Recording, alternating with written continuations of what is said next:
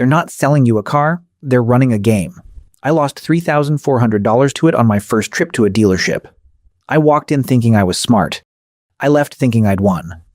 And I didn't catch it until 3 weeks later, sitting at my own kitchen table, reading the fine print, running the math I should have run in the showroom. Here's how the game works. The salesman isn't negotiating the price with you. He's controlling 4 numbers at once: the trade-in, the down payment, the monthly payment, and the price of the car. Move one, he moves the other 3. You think you're winning on the monthly payment, he's winning on everything else. But there's one number that breaks the entire game. It's not your credit score. It's not the interest rate. It's not even the price of the car. Once you know it, the Foursquare method falls apart. The finance office loses its power, and you stop being the mark. That number is the out-the-door price. And the rest of this video is every move they'll run to keep you from using it. The sheet of paper, the 7 fees you should never pay, the tactics in the finance office, and the exact way to walk in so none of it touches you. Here's your first move, free, before we even start. When the salesman asks what monthly payment you're looking for, don't answer. That question isn't small talk, it's the opening move of the game. Before I show you the mechanics, I want to tell you about Rachel. She spent 3 weeks researching her car, knew the MSRP, knew the invoice price, walked in prepared, left having paid $4,200 more than her colleague paid for the same car, same dealership, same week. Here's exactly how that happened. Let's go back to that desk. The salesman has drawn his 4 boxes. Here's what goes in each one. Box 1, the price of the vehicle. Box 2, the value of your trade-in. Box 3, your down payment. Box 4, your monthly payment. Now on the surface, this looks reasonable. These are the 4 things that matter when you buy a car. Why not put them all in one place? Because the entire point of putting them all in one place is to give the salesman 4 levers to pull while you only watch 1. Everything in that room is designed to push your attention toward box 4. The monthly payment. The one number that hides everything else. Here's how it works in practice. You walk in knowing you want to pay no more than $35,000 for the car on the lot. The salesman writes $41,000 in box 1. You push back. That's too high. He nods, seems empathetic, crosses out $41,000, writes $38,500. You feel like you're winning. You're not winning. While your eyes were on box 1, he quietly adjusted box 4. He stretched your loan term from 60 months to 72 months. Your monthly payment appears to drop from $762 to $656. Looks like progress, feels like you're getting a better deal, but your total cost just increased by over $1,500. You are paying more for the same car over a longer period. And the number in box 1 went down. This is the shell game. The salesman knows that most people can't track 4 numbers simultaneously while also making one of the biggest purchases of their life. And they've been trained every day at every dealership to use that fact. Here's the version that gets people on the trade-in. You have a car worth $12,000. You know it. The salesman offers $9,000 on your trade. You push back hard. He goes to his manager, comes back. I got them up to $11,500. You're pleased. You pushed and won. But while you were focused on box 2, box 1 quietly went up by $2,000. The deal is almost exactly as profitable for them as it was before you negotiated. You just moved the money around inside their favor. 2 buyers can walk into the same dealership on the same day, buy the exact same car, and leave paying thousands of dollars apart. Same model, same color, same lot. That gap doesn't happen by accident. It is the system working exactly as designed. According to recent Auto Trader research, 73% of American car buyers report feeling manipulated during negotiations. This is why. Not because salespeople are evil, because this system works. Everything I'm showing you has a specific counter. None of it requires confrontation. All of it requires knowing what you're looking at before you sit down. Of the 4 boxes on that sheet, there is one the dealer needs you staring at.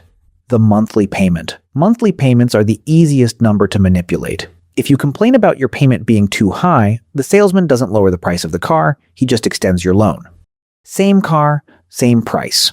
$36,000. Loan at 7% interest over 60 months. Monthly payment of $713. Total paid, $42,771. Loan at 7% interest over 72 months. Monthly payment of $614. Total paid, $44,191. The monthly payment dropped by $99. The total cost went up by over $1,400. Now extend that further. 84 months, 7 years. Monthly payment drops again. But you are now financing a depreciating asset, a car losing value every single month, but for 7 years. You will likely owe more on the car than it's worth within 2 years. That's called being upside down on your loan. Here is the rule. Never negotiate a car deal based on monthly payment. Monthly payments are the dealer's favorite tool. They are not yours. Your tool is a single number called the out-the-door price. I'll show you exactly how to use it in a moment. But first, there are 7 things sitting in the paperwork waiting for you. Wait, before I get into the fees, I want to be clear about something. Everything I've described so far as the 4 square, the loan extension, the trade-in shuffle, is completely legal. Dealerships aren't breaking any laws. They're just very good at using your own psychology against you. And the next 7 things I'm about to show you are in the same category. Legal, profitable, and built on the assumption that you don't know what you're looking at. Dealerships don't train salespeople to lie. They train them to manage attention. There is a legal difference and almost no practical one. That assumption is about to stop being true. You've agreed on a price. You've shaken hands. You feel good. Now the paperwork begins. 7 items are waiting for you in that paperwork. Number 7 is laughable. Number 4 makes people genuinely furious when they realize it. Number 1 is the most expensive, and almost nobody recognizes it. Stay through all 7. Number 1, nitrogen-filled tires. Currently $150 to $300 to fill tires with nitrogen instead of regular air. Regular air is 78% nitrogen anyway. Do not pay for this. Number 2, paint and fabric protection. Currently $800 to $1,500 for a coating you can buy at an auto parts store for under $50. Do not pay the dealer price for this. Number 3, extended warranty from the dealership. Most new cars come with a manufacturer's warranty of 3 to 5 years already included. The dealer's extended warranty frequently overlaps with coverage you already have. If you want one, buy it later from a third party at a fraction of the cost. Number 4, WIN etching. Currently $200 to $400 to etch your vehicle identification number into the glass. DIY kits cost about $30. Do not pay for this. Number 5, credit life and disability insurance. Almost always dramatically overpriced compared to independent insurers. Talk to your insurance provider instead. Number 6, pre-installed accessories. The car has a boot liner, floor mats, a cargo net already fitted. You didn't ask for any of this. Everything added without your consent is negotiable. Ask for it removed from the price. Every single item.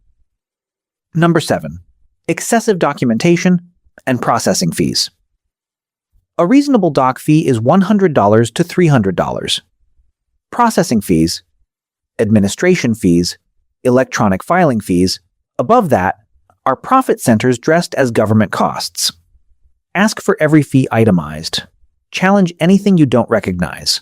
$3,800 to $6,500, on top of the car price you already negotiated.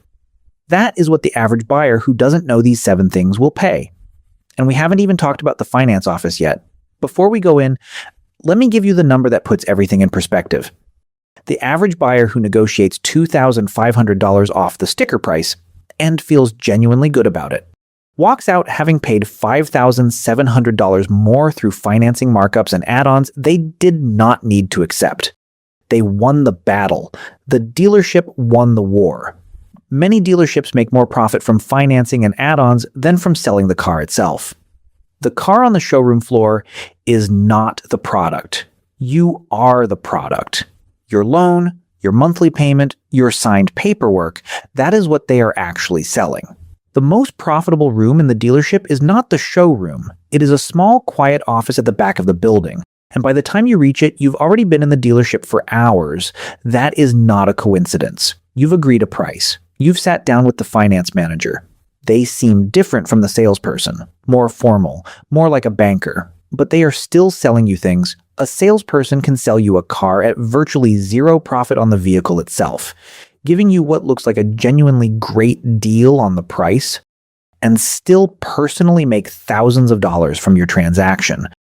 Not from the car, from you, from your financing, from your add-ons, from the paperwork you sign in that back room. Here's the main thing you need to understand about dealership financing. When a dealer arranges your car loan, they do not give you the rate the bank approved. They mark it up. The lender approves you at 5.9%. The dealership tells you your rate is 7.9%. You've heard worse, so you accept. The dealer pockets the difference. On a $36,000 loan over 60 months, that 2% markup costs you approximately $2,000 in additional interest. You never see a line item for it. It's built into your monthly payment. Completely legal. Almost nobody asks about it. This is called the dealer reserve. And the only way to fight it is to walk in with financing already arranged. When you already have a pre-approved rate from your bank or credit union, the finance manager has to beat that rate to get your business. Suddenly the conversation changes completely. The add-on bundle comes next. You're tired. You've been at the dealership for 4 hours. You skipped lunch. Your spouse wants to leave. The kids are bored in the waiting area. Every instinct you have is pushing you to just sign and get out. The finance manager places a document in front of you. Extended warranty, credit life insurance, gap insurance, presented as one monthly number, not individual prices. At that stage, most people sign. The average profit per vehicle from the finance office, over $1,400. That's on top of everything else. By the time that document lands in front of you, you're emotionally ready to be done. That exhaustion is not accidental. It is the environment the dealership has built specifically for this moment. Rachel signed the add-on bundle.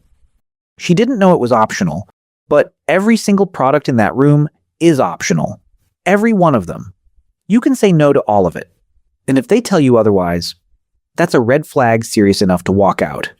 Everything I've described so far can be neutralized. Not by being aggressive, not by being confrontational, by being prepared before you walk through the door. Here's the exact sequence. Step 1. Know what the car is actually worth before you go. Look up the MSRP, the manufacturer's suggested retail price. Then, look up the invoice price, what the dealer actually paid. Sites like Edmunds, KBB, and TrueCar give you both. You are not negotiating from MSRP down, you are negotiating from invoice up. Step 2. Get pre-approved financing before you go. Call your bank or credit union today. They will give you a rate in writing. Bring that paper. That one document changes every conversation in the finance office. Step 3. Know your trade-in value before you trade it. Get quotes from Carvana, CarMax, and at least one other buyer. These are real cash offers in writing. And here is the important rule. Negotiate the car price first, the trade-in second. Never let them bundle the trade into the deal before you have a firm price on the car. Step 4. Never tell them your budget or monthly payment target. The moment you say, I'm looking to spend around $600 a month, every number in every box gets reorganized around that figure. Your only job at that desk, the price of the car. Step 5. Know which fees are real and which are invented. Sales tax. Real. Title and registration. Real. Documentation fee. Real. Check your state's cap. Market adjustment fee. Invented. Electronic filing fee. Invented. Dealer prep fee. Invented. Anything labeled miscellaneous. Invented. Ask for every fee itemized and explained. Remember the question I asked at the start of this video. There is one number that determines whether you win or lose at a dealership. Every dealership wants you comparing monthly payments. Almost none want you comparing OTD prices. Here it is. The out-the-door price. The OTD price. This is the total cost of everything. The car, the taxes, the fees, every single thing, written in one line before you sign anything. When you ask for the OTD price, the Foursquare collapses. There are no boxes to manipulate when everything is in one number. Here is exactly what you say. Before we discuss anything else, what is your best out-the-door price on this vehicle? Then you wait. You do not talk about monthly payments. You do not talk about trade-ins. You get the OTD number first. You compare it to your research. You negotiate from there. Everything else, trade-in, financing, add-ons, comes after the OTD price is locked in writing. The Foursquare only works when you're looking at 4 numbers. The OTD price is one number. The dealer reserve only works when you don't have your own rate. Your credit union pre-approval is your rate. The add-on bundle only works when you're tired and they're presenting monthly numbers. You say no individually, one by one, to each item. The people who leave dealerships feeling cheated are not dumb. They just didn't know the game was being played. Now you do. So let's bring this back to that desk. The salesman draws his 4 boxes. And now you know exactly what that piece of paper is. It's not a worksheet. It's a game board. And the rule of the game is simple. Whoever controls the attention controls the outcome. Here is the complete playbook in one place. Research the invoice price before you go. Get pre-approved financing from your bank or credit union. Get written trade-in offers from at least 2 buyers. Ask for the OTD price first. Never reveal your monthly payment target. Know the 7 things you will never pay for. Negotiate each element separately. Get everything in writing before you sign. 8 steps. No special skills required. No confrontation needed. Just information. The average car buyer overpays by $3,000 to $8,000 compared to what a prepared buyer pays for the same vehicle. $5,000 is a family holiday. It's a few months of mortgage payments. It's a full year of retirement contributions for most people. Invested over 30 years at the market's historical nominal average, that $5,000 becomes $87,000. One car deal, one afternoon of preparation, that's the gap. Rachel, the woman who paid $4,200 more than her colleague, calculated that number 3 weeks after she drove home. She now has the OTD framework printed in her glove box. The dealership hasn't changed. The game hasn't changed. The Foursquare is still on that desk. The only thing that's changed is that you're no longer the person walking in blind. The dealership doesn't need you to be bad at maths. It only needs you to be tired. The Foursquare never controlled the numbers. It controlled your attention. If this saved you money, or will, subscribe. I make one video a week that goes this deep into the financial systems most people never see until it's too late. The dealership didn't need you to be bad at maths, just tired. The next system works the same way. Subscribe so you're not walking blind into the next one either.